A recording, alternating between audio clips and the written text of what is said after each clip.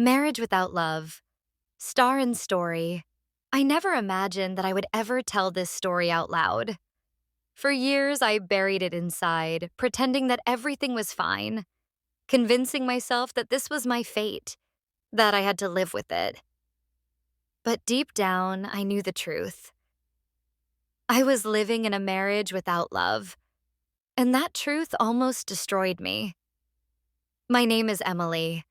I grew up in a small English town, surrounded by traditions, expectations, and the constant voice of society whispering about what a perfect girl should do. I was good in school, polite, and never questioned authority. My parents were proud of me, and my community saw me as the ideal daughter. But being the ideal daughter came with its own chains. When I was 23, my parents introduced me to Thomas. He was handsome in a conventional way, tall, well-dressed, with a steady job and a calm demeanor. On paper, he was perfect. My parents adored him. My friends told me I was lucky. Everyone around me believed this was the kind of man a girl should marry. But there was one small problem. I didn't love him. I had never felt my heart race when he entered the room. His touch didn't make me shiver. His words didn't stir my soul. He was safe, reliable, respectable, but he wasn't the person my heart dreamed of. Still, when he proposed, my parents looked at me with such hope in their eyes that I couldn't say no. I thought, maybe love will come later. Maybe I will learn to love him. The wedding was grand, the kind people envy. A white gown, a beautiful church, friends and family clapping, petals falling, music playing. Everyone said I looked like the happiest bride, but inside I felt empty. I remember standing at the altar, holding his hand, smiling for the cameras, and whispering inside my head, "This isn't me. This isn't love." The first months of marriage were polite. He was kind in his own way, and I tried to be the perfect wife. We had dinners together, attended family gatherings, and kept up appearances. But behind closed doors, silence grew like a third person in our home. We spoke about bills, groceries, and schedules, but never about dreams, fears, or feelings. Our hearts never touched. At night, I would lie awake, staring at the ceiling, asking myself, is this all life is? Sharing a house with a stranger? Wearing a ring but feeling nothing inside? The loneliness of being unloved is heavier than being alone. It was during this time that my world started to fracture. I became quieter, more withdrawn. My friends noticed but didn't push. My parents told me, "This is marriage, Emily. Love is not everything. Stability matters more." I tried to believe them. I tried to kill the voice inside me that cried for more. But no matter how hard I tried, my soul refused to be silent. One afternoon, while I was sitting in a cafe, trying to distract myself with a book, I looked up and saw Daniel. He was someone I had known from university. Charming, intelligent, with a laugh that lit up every corner of the room. We had been good friends back then, and I remembered once secretly I had wished he had asked me out. But life had moved on, and I had buried that thought. Seeing him again after so many years felt like the universe had shaken me awake. We talked, laughed, and shared stories of the years that had passed. For the first time in months, I felt alive. His presence reminded me of who I used to be before I became a wife in a loveless marriage.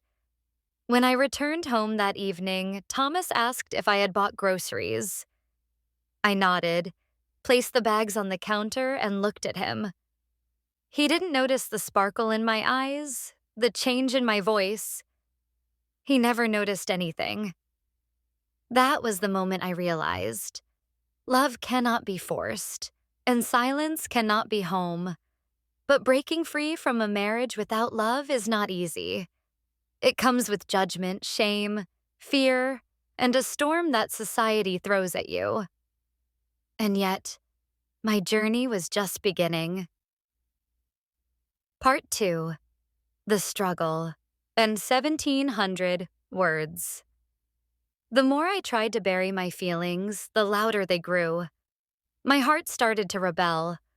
Every time I saw Daniel, even for a short coffee or a casual hello, I felt alive again. He wasn't even trying. His presence alone reminded me of what it meant to feel. But with every smile that Daniel gave me, the guilt inside me deepened. I was married. I had taken vows. I had promised to stay. And yet I was living in a prison of my own choices.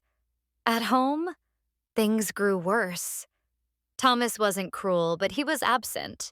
He would come home, eat, and bury himself in television or work. Sometimes he would talk about buying a bigger house or going on vacation, but never about me. Never about us. We lived parallel lives under the same roof. Nights were the hardest. The silence in the bedroom was suffocating. Sometimes he reached for me, but I froze. Sometimes I tried to smile, but he didn't see the tears behind my eyes. Physical closeness without love felt like betrayal to myself. I began to break down emo. Part 3. The ending. 1,700 words. Leaving wasn't easy.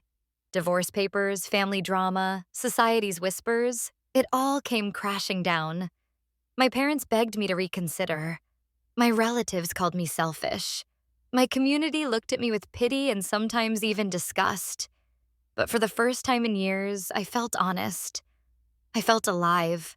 I wasn't hiding anymore. The day I packed my suitcase, I cried. Not because I regretted leaving Thomas, but because I regretted ever betraying myself by marrying without love. He watched quietly as I zipped my bag. Before I left, he said, "I hope you find the love you're searching for, Emily." I walked out of that house with trembling legs, but a lighter heart. Life after separation was not easy. I lived alone in a small apartment. Some nights were lonely. Some days were filled with guilt. But slowly, piece by piece, I found myself again. And then one spring afternoon, Daniel asked me to meet him at the park. He looked at me with those familiar eyes, the same ones that had once awakened my soul, and said softly, "Emily, I don't care about your past. I just want to be part of your future." For the first time, I didn't hold back.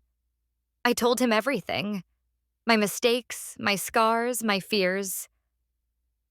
He listened, every word, without judgment. When I finished, he took my hand and said, "You deserve love, Emily. Let me give it to you." Tears filled my eyes. This time, they weren't tears of pain, but of relief. Months later, when he asked me to marry him, my heart finally gave the answer it had always longed to give. Yes. This time, my wedding dress wasn't heavy. My smile wasn't forced. My vows weren't lies. I walked down the aisle with a heart that was free, alive, and full of love. And as I looked into Daniel's eyes, I whispered inside, "This is what marriage is meant to be. Not duty, not silence, not a cage, but love." And so my story ends not with tragedy, but with truth. I had to walk through the fire of a loveless marriage to understand the meaning of love. I had to break chains to finally fly. And today, I stand not as a broken woman, but as a woman who chose herself, who chose love, and who chose life.